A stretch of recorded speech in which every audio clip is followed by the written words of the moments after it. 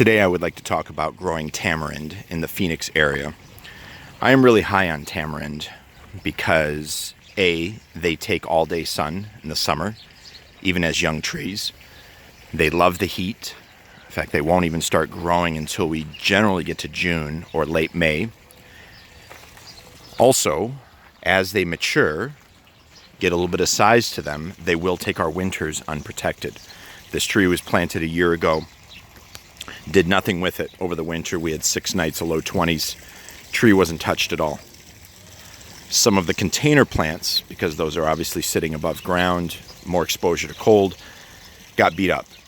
But the stuff that was in the ground was fine. In fact, it actually continued putting out a little bit of growth through January and February, which was surprising. We're now mid-May. It's going through another growth cycle here. New tamarind leaves are really pretty. They have kind of that pinkish red color to them. Here's a good example.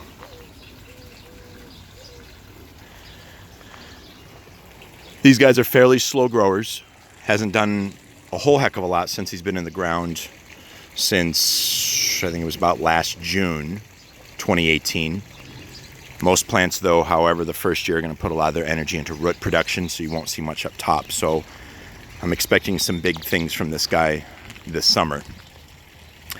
Tamarinds generally take 6 to 7 years to fruit if grown from seed.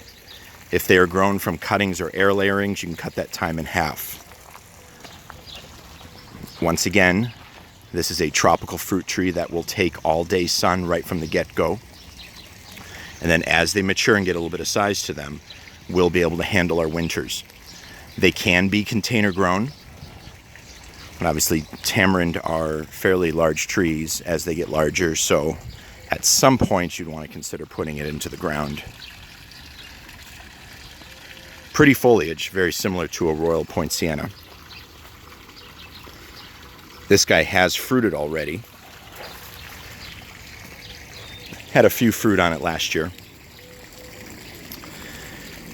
They are not pH sensitive, surprisingly enough. The range on these is anywhere from 4.5 on up to 8.5, which we are 8.5 here in Phoenix. So they will tolerate a poor soil. They will tolerate clay soil, surprisingly enough. But if you can lower the pH through the means of sulfur and repetitive organic material, obviously they're going to grow a bit faster. So it's one to consider if you have no shade in your yard and you want something kind of exotic and different. Think about tamarind.